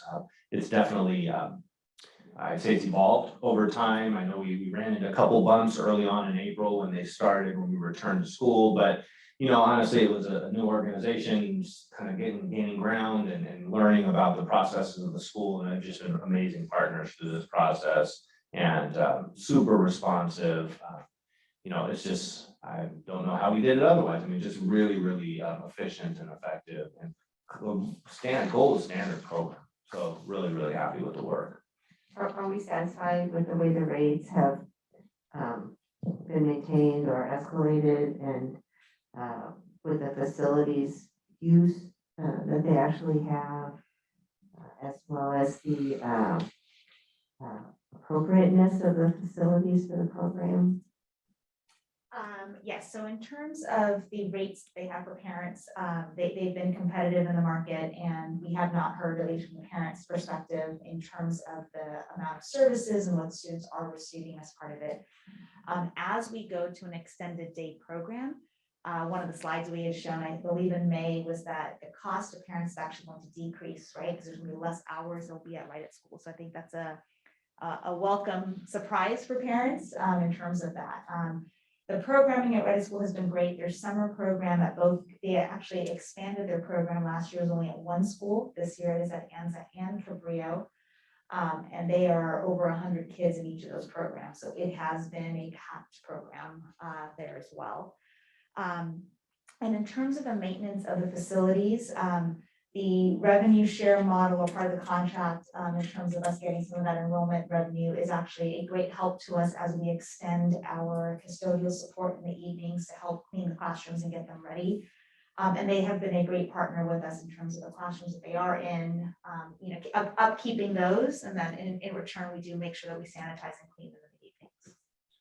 And I think to your point, Nisha, about the classrooms they use, and I think one of the challenges we're going to face as an organization moving forward is the program's growing, and now we're talking about another 300 students potentially in this program, and we don't have that many more classrooms. So we're really going to have to be creative about space. We're going to have to probably redefine some space, and I mean, I know this is probably not something people want to hear, but I'm going to say it, is utilizing some of our classrooms for after-school work. I mean, it's just we try to avoid that to the best of our ability. We know that teachers need a specific space, and unfortunately, we're colliding, these initiatives are colliding a little bit, and we're gonna have to be judicious about how we choose the rooms, but it's likely as we move down this road, we're gonna be looking at having to use some classroom space. Well, that's also acknowledged in the ELU program, there's a mandate here. Right. This is beyond our choice. Exactly. We simply have to have the space. And I think it's relevant to note on 6.7 that we are funded for this mandate for this year in the model that's being implemented. So Dr. Silvers, want to address that? Were you? I think that was it. I don't know if you have anything else. But my other concern about facilities was exactly what Blake just mentioned, and that is that it feels like we're at kind of an equilibrium point before this mandate, where we have sufficient space for the demand for these services. It seems to be a good fit. As the services are required to increase, not clear that the facilities and the demand is gonna fit, so. Is it possible instead of using classrooms to use like the multi-purpose rooms on campus, like the cafeterias or that sort of thing for this? Yeah, do you want me to just respond or you can? I think it's an and or. I think, first we're looking strategically at cafeteria space, at multi-purpose space. They're using that now. I mean, we're probably a little bit we have a little bit larger enrollment right now than the classrooms can fit, right? And the ones we have out, basically assigned to the after school care program. So we're even using outdoor space. So we need to find these different spaces on campuses that work to expand with the expanded program, but we're still probably not going to be an or, it's probably going to be an and. We're going to have to probably usurp some classrooms just so that kids have the indoor space. Are we, this is sort of related but not the same, is the bringing back after-school vendors to do programming like tennis or chess club or those things? And I'm just curious, where that stands with this facilities issue, if Right at School's expanding and how that's. Yeah, those after school programs are actually fairly easy to run. I mean, they generally will work outdoors, tennis obviously, and chess. I know they would sit at lunch benches, and so you could be a little more creative with some of those after school time classes and after school space. And yes, we are planning to go forth. I know the principals are aware, and we'll start reaching out to those the Lego group, our chess tutors, et cetera. So they'll, we want to be creative. I know that if there's any particular group that a lot of times families, PTAs will bring that to the principals. Maybe we can do some visual arts support after school as well. So I think there's some options we brought up, and we'll look to the principals to get out and start, navigating that. So we'll follow up. I have another question. With the heavy use of these facilities, how do we make time for maintenance? So if we have to paint, or maybe there's a floor repair, or, something beyond just cleaning. How do we manage that? It's hard to manage, but no, I mean, it's just scheduling. It's really about, having to move people around, to have a plan, I mean, depending on what it is. So during the summer, there is a schedule, there is a plan. Students will move from a classroom to another classroom while it gets, and generally, those classrooms they'll get, sanitized, deep cleaned in the evening or afternoons. They'll do it on, a Friday night, so it has time to sit and to absorb. The unfortunate part, you're not gonna get in and a classroom that's not being used, obviously it'll just have a little bit different attention. The classrooms that are being used on a daily basis during the summer have more ongoing attention. So you're just doing more cleaning on a regular basis. So I know that is one thing. In terms of repairs, I mean, technically we'd be looking at beautification options or a floor repair or a wall repair or something like that. And you just have to move a class out into another room and do that repair. Any further discussion? All in favor of 6.6 and 6.7? Aye. None opposed. Thank you. Moving to facilities, 7.1 and 7.2. These are two piggybacks that can be renewed once more. Thank you very much. They represent other districts using these pre-set agreements, and we recouping some dollars from them. Any questions or comments? Oh, first of all, need a motion. Dr. Goldman, just to clarify, 7.2 is the final. It's the final renewal. 7.1, we have one more. So the pool is one more, the portables, this is it. Okay. Take it, as long as we can get it. Yeah. Motion, please. Thank you. I'll second. Thank you. Rebecca, thank you, Joanne. Question, like, when we say final renewal, does that mean that we have to take a formal action to recompete that process and redo the whole process again, or what does that entail? Because this has actually been very lucrative and a big positive for the district in terms of revenue. So my understanding, I'm gonna have to get back to you unless Greg, my understanding is once the fifth one that we actually can't renew it, that it's kind of expired. I thought it was sunsetted after a time. Yeah. Right. Right, now I understand that procurement ends, but can we do a procurement again and solicit proposals from the same vendors or multiple vendors and repeat and reestablish that process that we did before and have a new 5-year term? Even without purchasing? Whether it's this vendor or a different vendor, but it's still a piggyback. Yeah, that's what you're saying. Does it require us to make a purchase in that case, or simply to get the bid? I think it does require us to make a purchase, but it was a purchase of one item that's on the list, and I think when we did this, it was like a $5 item that we did. So it's just, it's the service that we would want to reestablish for that process, and there's guidelines and, that goes through that. I mean, that might have changed or differently, but it was like a very minimal purchase that we did the first time. So I'd like for us to like revisit that, see if we could just repeat the process that we did before. And I believe this has generated for us $700,000 agreement, so I think it's time well spent. This is why it's useful to have a facilities and construction expert on the board. Thank you. Ray. Thank you. Excellent. Did we vote and approve this? No, I Not think yet. you saw me. 7.1 and 7.2, all in favor? Aye. Aye. None opposed. Items 8 in fiscal, open to a I'll move 8.1 through 8.6. I'll second. I'll second, but I'd like to have some additional discussion about 8.4, the King Consulting. Thank you. Bring it up. Perhaps somebody else wants to have additional discussion about something else, but Blake, can you, I know we had the special presentation this evening and so on.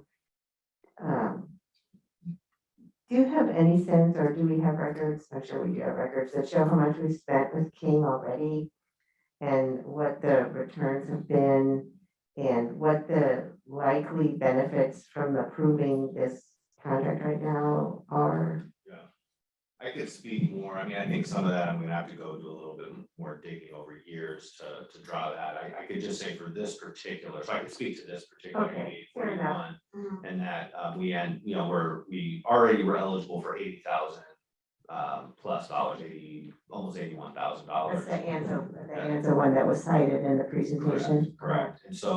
And then that we're gonna end up, we'll end up doing the same thing for the other 3 schools. So we're gonna go through the same process for the other 3 schools, expect to also be awarded, a grant for those schools as well. To estimate it would be hard at this point. Is it gonna be 80,000 times 3? Probably not, but we'll get a fraction of that. So at the end of the day, we definitely, it's more than dollar for dollar worth the investment in there. And any other items as kitchen that we're gonna come up, and we can use or not use the hours. So we can determine we're gonna put these hours towards, we'll use the hours for AB 841 where we know we're getting bang for our buck. And then if they find that there's a deal out there for a potential out there for the kitchen per se, then we'll bring that back to the board and share what hours we'll be using there as well. But we're not committing to all the hours, we're just committing to the Okay, lot. so this is an not to exceed. Correct. Okay. And the 88 or $84,000 that was cited for ANZA is already in the, what stage is that in? We have Oh, we have it. Okay. So we've already paid the hours to generate that return. So now so Greg, do you know exactly how that works? So we get the $80,000 from CalShape, from CEC, and then where does it go from there? I think the question is actually, have we already paid for these hours together? Oh, the hours, they've already worked, yes, we So already they- have the full assessments and So everything. the King Consulting hours that went into generating that income is that part of what we're approving here? So we approved part of that. There was about a $14,000 overlap. It was a second set of hours that was gonna be for, you have to file paperwork, you Right. have to reapply for these other three Mhm. schools. That was gonna be another 14,000. We extended that block so that we can explore any other funding options that may come up as well. So for AB 841 is about an additional $15,000. So that's not part of what we're approving That's here. part of this new. It is Yes, part it of is. it. Yes, Okay, it is. I get it. Thank We you. pulled that out, so we were actually gonna just do that, and then we realized all these other funding opportunities came in, so we just wanted to capture all of the opportunities that we may have in one instead of piecemealing it. Okay, good, thanks. To the question, though, it's hard to understand where the 49,950 is coming from. 14, 14, 28, I'm just not, it's a little unclear as to how we got to this number. Maybe is it calculated in the contracts? We can look at. Oh, there she, we want to bring her back. Yeah, I mean, she can speak to that better than I can. 49,950 times 185 times 270. Yeah, Budget 270 hours. Right. she's probably gonna be surprised, but let's see. It's an hourly rate, it's fine, there's an hourly rate in here. It's just a matter of how we're Yeah. managing and watching this to make sure we are judiciously using this. So it's kind of like legal fees. Is there a list of people who are authorized to, Yeah. Oh, sorry. is there a list of people here who can actually authorize these hours? Yes, I'm. You're the only one. Yeah, and the CPO, I mean, there's two people, it's the Okay. CPO. All right. Jamie, are you on? No. Is she up there? Yes. Oh, hi. Hi, sorry. Did I butcher that answer? Yeah, so, sorry. So the contract is an hourly not to exceed. So we are very cognizant of district, facility funding for consultants. That is just a general hourly not to exceed. All the work we do is pre-approved by district staff. So we give them an estimate of hours of what it's going to take us to, calculate your eligibility. So I think we have a flat fee in the contract for updating your eligibility for new construction and modernization. And then April has, a certain amount of hours that she has spent already on your CalShape application for the one site, and then how much she would spend on the other sites.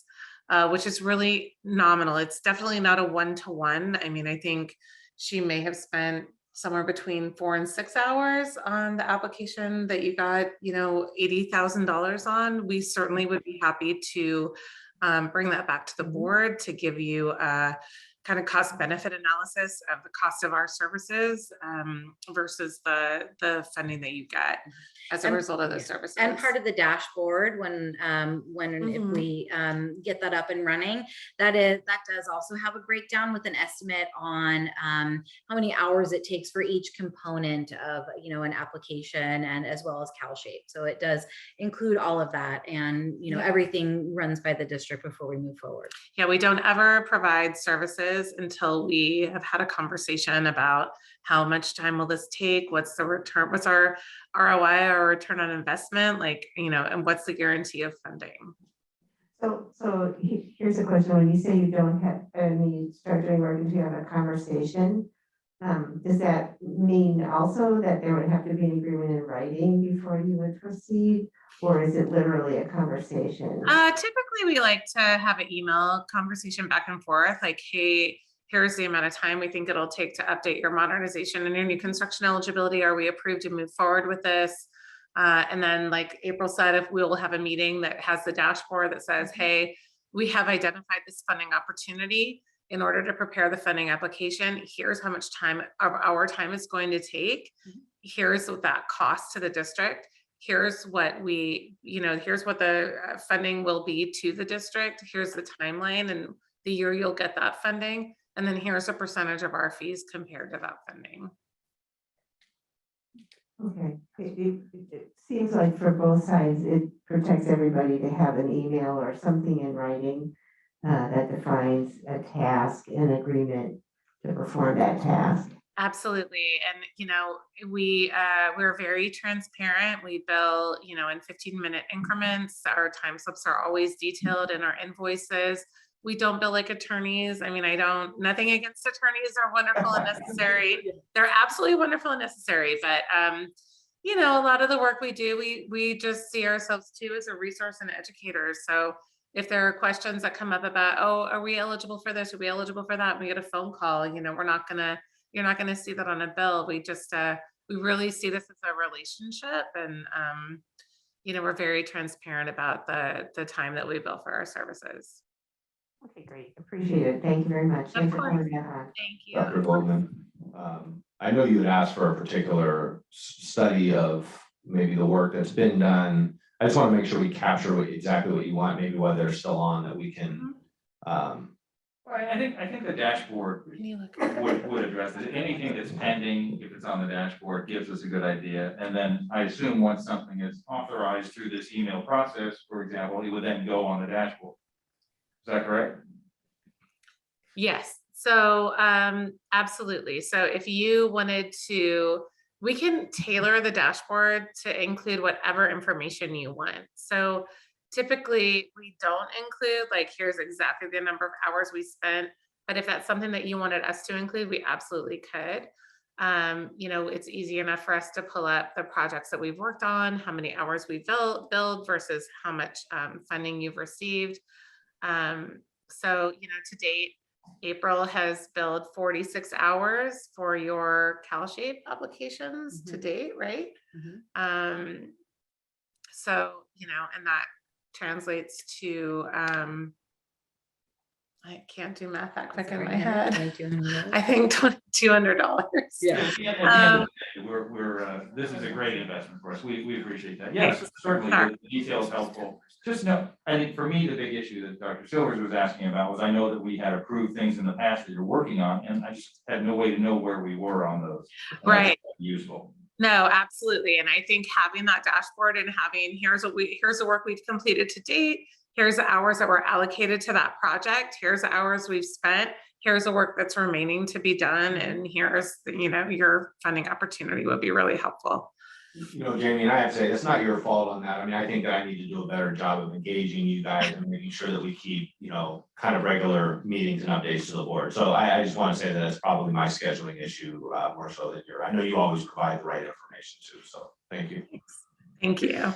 Thank you again. Really appreciate it. Thanks so much, everybody. Appreciate it. All right. Any other items in 8.1 through 8.6 to discuss or question? We want to point out the developer fees. Thank you.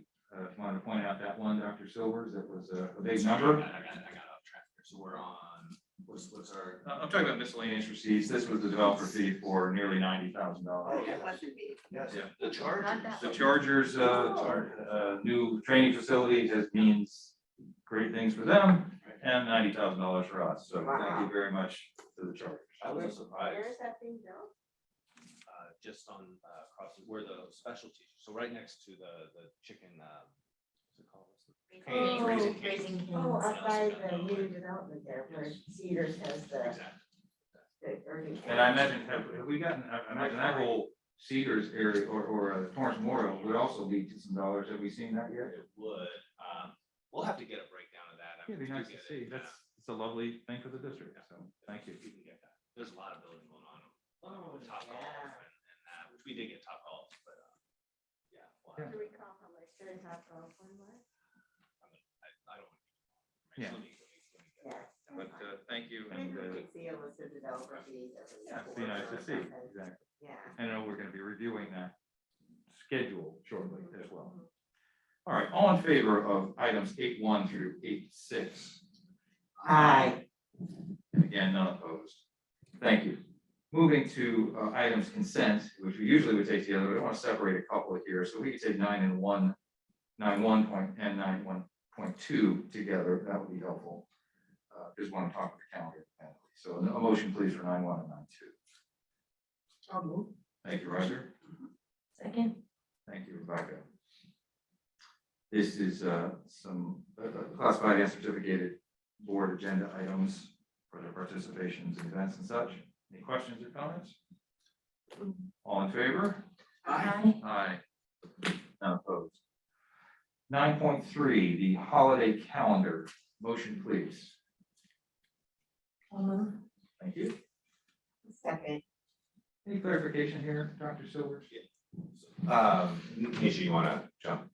I think that, well, I guess the only clarification I would have is that we do this every year and we just approve the 12 holiday, the 12 days observed as holidays in the district.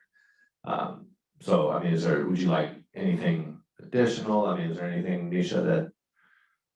I have one question. Sure. Juneteenth is now a federal holiday and it's not, doesn't appear on here. I think that was the question. I wasn't sure if that was where we're going, so, sure.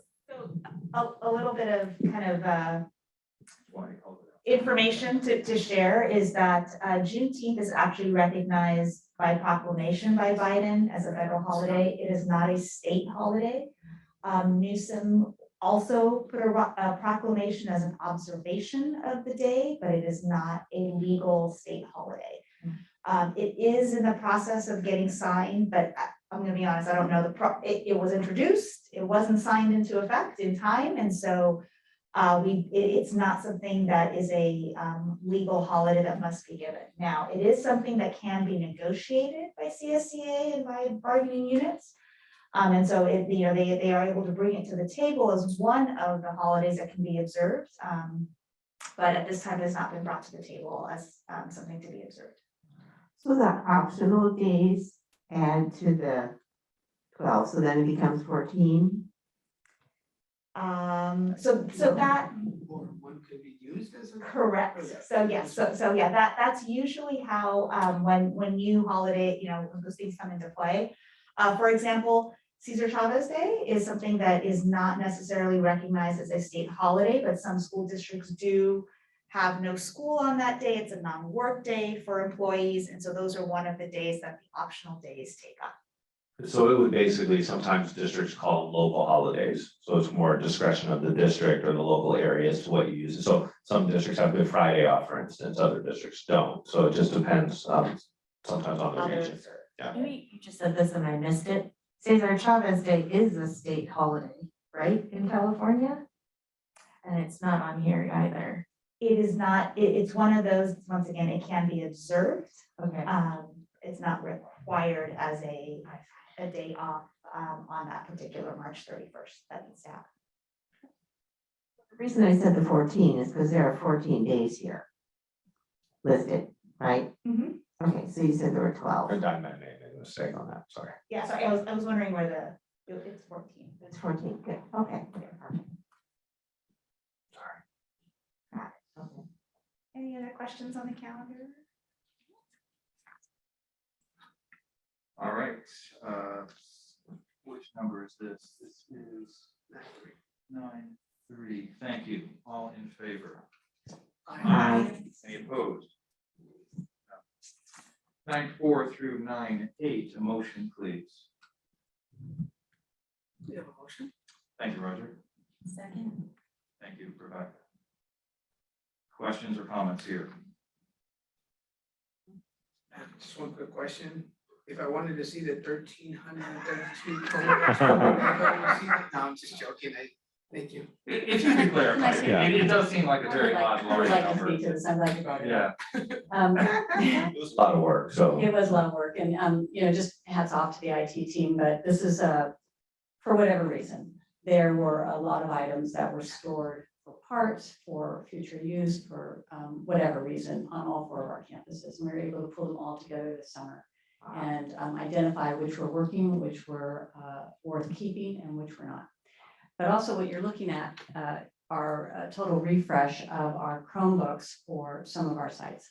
And this had to do with the emergency connectivity grant that we received last year on wave 2, where we received at no cost 1,000 Chromebooks. And those are to go home with students in the case of school closure. So we have them now in Chrome carts charging. They'd be ready to go at any given moment for students. And in doing that, we were able to rotate out Chromebooks that are no longer supported. So that means we can't update them, the kids can't access any programs. So a large part of this are Chromebooks, you'll see that. I want to point out, I'm looking at the Chromebooks you're all using, but many of these Chromebooks are from 2011. And we also found a TV, we think is from 2001. We also took down the Apple computers at Cabrillo with their turning into a STEM lab, those large apples that were purchased 3 principals ago by Jane Commons, if you remember, Oh, my. way back. So we made sure we were tested and, hopefully did a great job, that they really inventoried everything. So I just had to say a few words about that because they did work very hard and it was a lot of work. And the recycler did show up and was a little overwhelmed. So we had to make a couple of trips. And we do receive funding for that. We'll let you know what that is from the recycling. It's by pound and by usage. They can use any of the parts. If anybody wants to clean out my garage, I will pay very nicely. I'd be curious. Jason, thank you for that, Jason. Yeah, thank you, Jason, and the whole, the team. It's amazing. 9.4 through 9.8, all in favor? Aye. Aye. Again, no opposed. Thank you. Moving to action items, personnel. Items 10, I'd like to do this in 2 halves, 10.1 to 10.3, and then save 10.4 and 6 for the second half. Motion for 10.1 through 10.3, please. I'll motion. Thank you, Joanne. Second. Thank you very much. Questions or comments regarding 10.1 through 10.3? All in favor? Aye. No opposed. 10.4 through 10.6, a motion, please. I'll second. Thank you. Wanted to signal these, separate these out simply as a moment to say thank you and acknowledge the exceptional work of our cabinet, to recognize them for the work you are doing and to recognize you for the value, tremendous value you continue to bring to our district. Dr. Silvers, if you kind of walk us through this, I appreciate it. Sure. So first, I think that I probably should have saved my comments from my speech or comments to now, but this is I do want to share from a logistics standpoint. Both of these administrators have been operating without a contract. One longer than others. We won't point that out, but I mean it definitely has been a long time coming. But COVID, the pandemic, and some of the concessions that we had to make. I mean, really, it was something that was definitely something that we are very much appreciative for, just the work that happened. But here we are.